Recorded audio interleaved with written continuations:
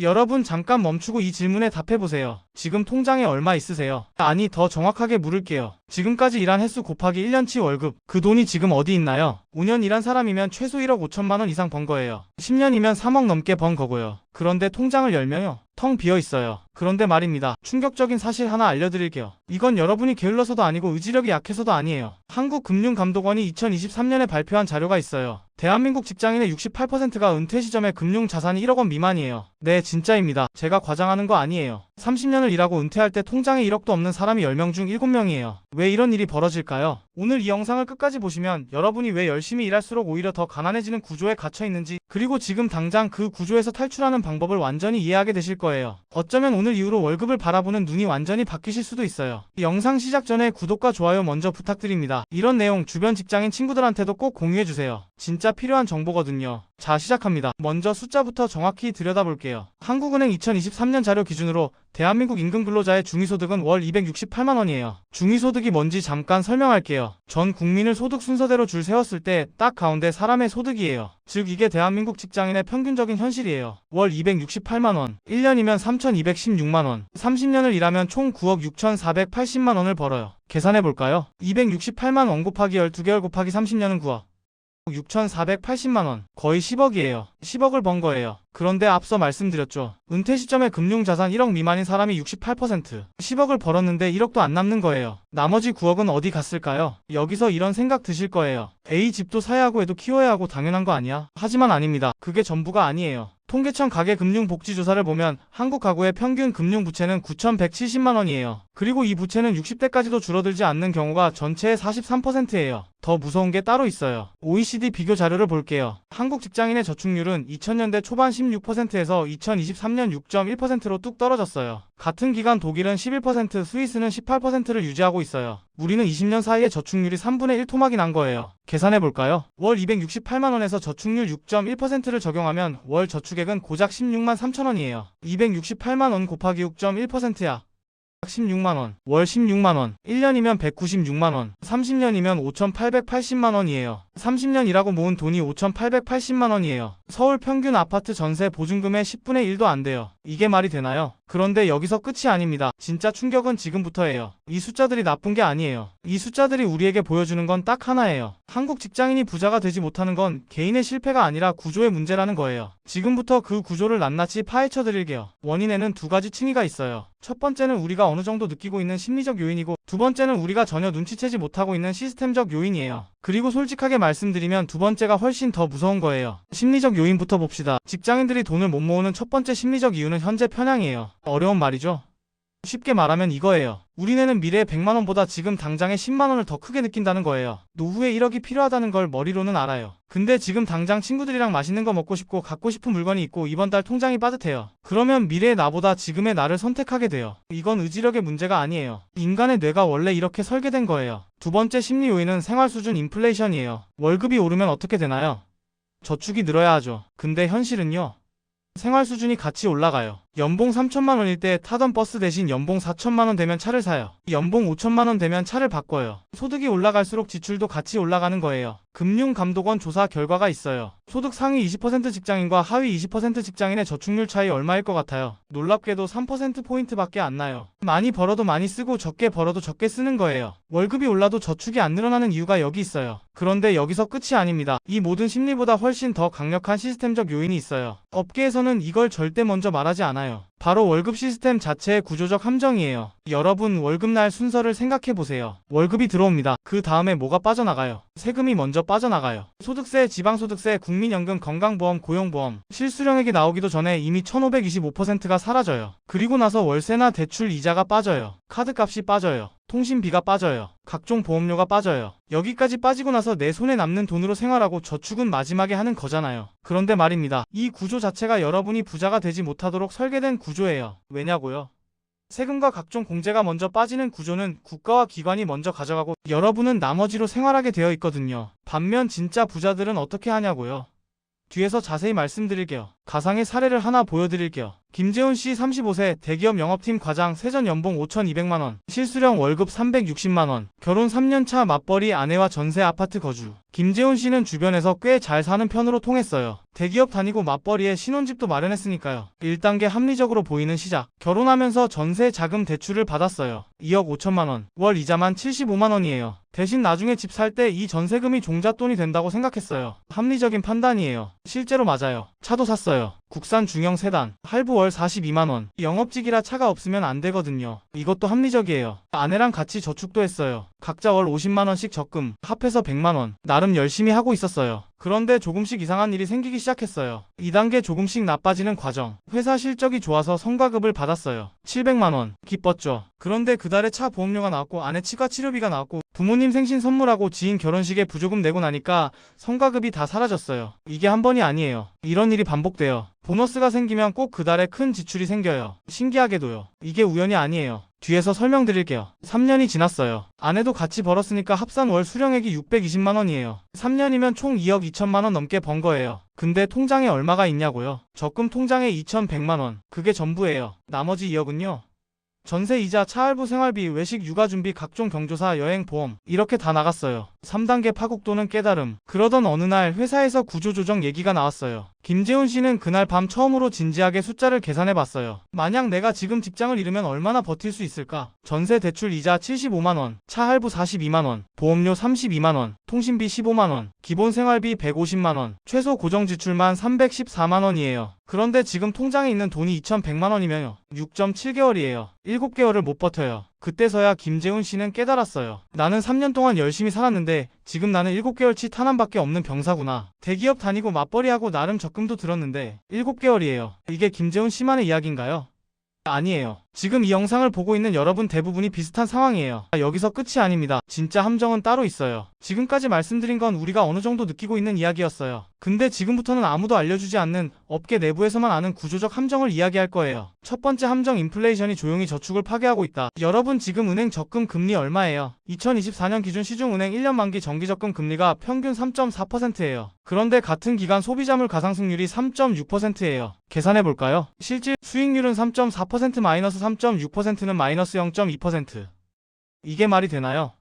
돈을 은행에 맡기면 오히려 손해예요. 적금을 열심히 들수록 실질 구매력은 줄어드는 거예요. 그런데 아무도 이걸 이렇게 직접적으로 말해주지 않아요. 은행에 가서 적금 상담 받으면 금리만 얘기해줘요. 물가 상승률을 빼면 실질적으로 돈이 줄어든다는 얘기는 절대 안 해요. 업계에서는 이걸 절대 먼저 말하지 않아요. 30년 동안 월 50만원씩 금리 3%짜리 적금에 넣으면 얼마가 될까요? 명목 금액이요 9천만원. 근데 물가 상승률을 3.5%로 적용하면 이 돈의 실질 가치는 현재 화폐 기준으로 1억 4천만원 수준이에요. 30년 동안 모은 돈의 가치가 절반으로 쪼그라드는 거예요. 이게 바로 적금 부자는 절대로 진짜 부자가 될 수 없는 이유예요. 두 번째 함정, 세금은 직장인에게만 완벽하게 거친다. 충격적인 사실 하나 더 알려드릴게요. 대한민국에서 세금을 가장 완벽하게 내는 사람이 누구인 줄 아세요? 직장인이에요. 왜냐고요? 원천 징수 때문이에요. 월급 받기 전에 이미 세금이 다 빠져나가거든요. 여러분은 세금을 낼 선택권 자체가 없어요. 이미 다 빠지고 나서 나머지를 받는 거예요. 그런데 사업자는 어떻게 되냐고요? 한국조세재정연구원 자료 기준 자영업자의 소득 파악률은 약 63% 수준이에요. 나머지 37%는 과세에서 빠진다는 뜻이에요. 이게 말이 되나요? 같은 소득이어도 직장인은 100% 과세되고 사업자는 평균 63%만 과세돼요. 더 무서운 게 있어요. 직장인은 비용 처리가 거의 안 돼요. 집에서 일했어도 사무실 임대료를 비용으로 뺄 수 없고 업무용으로 책을 사도 개인 사업자처럼 비용 처리가 안 돼요. 그냥 세후 소득에서 다 써야 해요. 사업자나 법인은요. 차량 유지비, 식비, 통신비, 교육비, 인건비를 비용으로 처리해서 과세소득 자체를 줄일 수 있어요. 같은 돈을 쓰더라도 세금 내기 전 돈으로 쓰는 거예요. 이걸 알면 왜 진짜 부자들이 법인을 만드는지 이해가 돼요. 세 번째 함정, 대출 이자 구조의 비밀. 대부분의 직장인이 주택담보대출이나 전세대출을 갖고 있어요. 그런데 말입니다. 은행이 대출 이자를 어떻게 가져가는지 아세요? 원리금 균등 상환 방식 기준으로 대출 초기에는 내는 돈의 대부분이 이자예요. 원금은 아주 조금씩만 줄어요. 예를 들어볼게요. 3억 원을 연 4.5%, 30년 만기 원리금 균등 상환으로 빌렸어요. 월 납입액이 약 152만 원이에요. 그런데 첫 달에 원금이 얼마나 줄어드는 줄 아세요? 40만 원이에요. 나머지 112만 원은 이자예요. 10년 뒤에도 원금 상환 비중이 절반을 겨우 넘어요. 계산해볼까요? 30년 총 납입액은 152만 원 곱하기 360개월은 5억. 4,720만원. 3억 빌렸는데 5억 4천만원을 내는 거예요. 이자만 2억 4천만원 넘게 내는 거예요. 은행이 2억 4천만원을 가져가는 거예요. 그런데 이 사실 대출 실행할 때 은행에서 이렇게 직접적으로 말해주지 않아요. 월 납입액만 얘기해줘요. 총 이자가 얼마인지는요? 물어봐야 알려줘요. 업계에서는 이걸 절대 먼저 알려주지 않습니다. 두 번째 가상 사례 더 극적인 이야기입니다. 이수진 씨 42세 공기업 차장 세전 연봉 6,800만원, 실수령 월 430만원, 서울 외곽 아파트 매매 주담대 4억 보유. 이수진 씨는 주변에서 성공한 커리어 우먼으로 통했어요. 공기업의 안정적인 직장, 아파트도 있고 연봉도 괜찮으니까요. 5년 전 아파트를 샀어요. 당시 시세 5억 8천만원, 대출 4억에 자기 자본 1억 8천만원, 부모님께 5천만원 빌리고 적금 깨고 퇴직연금 중간 정산까지 했어요. 그래도 집이 생겼으니까 됐다고 생각했어요. 자산이 생긴 거잖아요. 월 대출 이자가 165만원이에요. 여기에 관리비, 재산세, 각종 공과금 합치면 주거 관련 고정 지출이 월 220만원을 넘어요. 실수령 430만원 중 220만원이 집값으로 나가는 거예요. 절반이 넘어요. 나머지 210만원으로 생활비, 통신비, 보험, 부모님께 빌린 돈 갚기, 저축까지 다 해야 해요. 저축은 자연스럽게 줄었어요. 한 달에 20만원. 그것도 어떤 달은 못해요. 그리고 3년이 지났을 때 아파트 가격이 올랐어요. 8억이 됐어요. 주변에서 부러워했어요. 수진 씨 2억 넘게 올랐네, 대박이다. 근데 말입니다. 이수진 씨는 그 돈을 쓸 수가 없어요. 팔면 살 곳이 없고 팔지 않으면 그 돈은 종이 위에 숫자예요. 아파트 값은 올랐는데 통장은 여전히 텅 비어 있어요. 42살의 이수진 씨는 처음으로 이런 계산을 해봤어요. 나 지금 노후 준비 얼마나 됐지? 퇴직연금은 3년 전에 중간 정산했으니까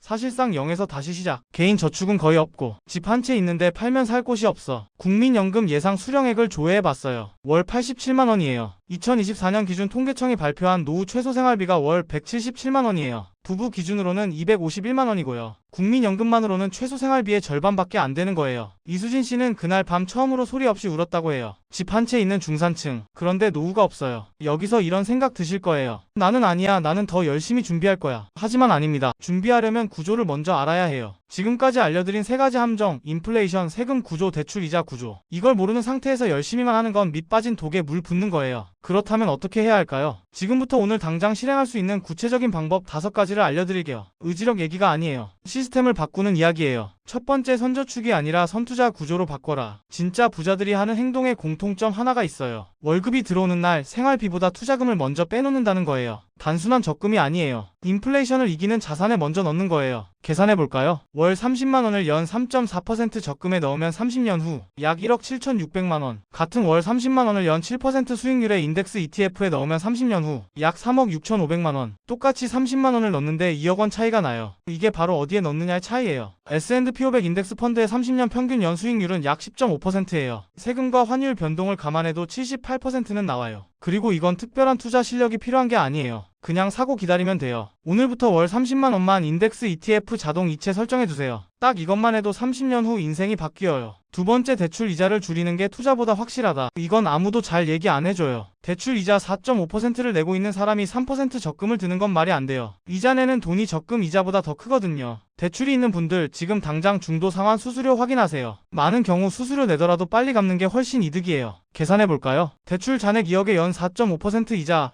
월 이자만 75만원이에요. 이 대출을 5년 빨리 갚으면 절약되는 이자가 약 4,500만원이에요. 75만원 60개월 4,500만원. 어떤 투자도 이 확정 수익률을 당장 이기기 어려워요. 세 번째, 절세 계좌를 반드시 활용하라. 직장인이 세금을 줄일 수 있는 합법적인 방법이 있어요. IRP 계좌와 연금 저축 계좌예요. 이 두 가지 계좌에 넣는 돈은 연간 최대 900만원까지 세액 공제를 받아요. 세액 공제율이 최대 16.5%예요. 계산해볼까요? 900만원 16.5% 148만 5천원. 매년 148만원을 국가가 돌려주는 거예요. 이걸 30년 하면요. 148만 원 30년 4,440만원. 세금 돌려받은 것만 4,440만원이에요. 아무것도 안 하고 그냥 계좌 만들어서 넣기만 해도요. 그런데 이 얘기를 직장에서 연말정산할 때 해주는 사람이 없어요. 아무도 먼저 알려주지 않아요. 한국인 1인당 평균 보험료가 월 23만원이에요. 그런데 금감원 자료를 보면 보험 가입자의 42%가 중복 보장이나 불필요한 특약을 갖고 있어요. 지금 당장 보험증권 꺼내서 특약 항목 하나씩 확인하세요. 잘 모르겠으면 보험 비교 사이트에서 무료 분석 받으세요. 월 5만원만 줄여도 연간 60만원,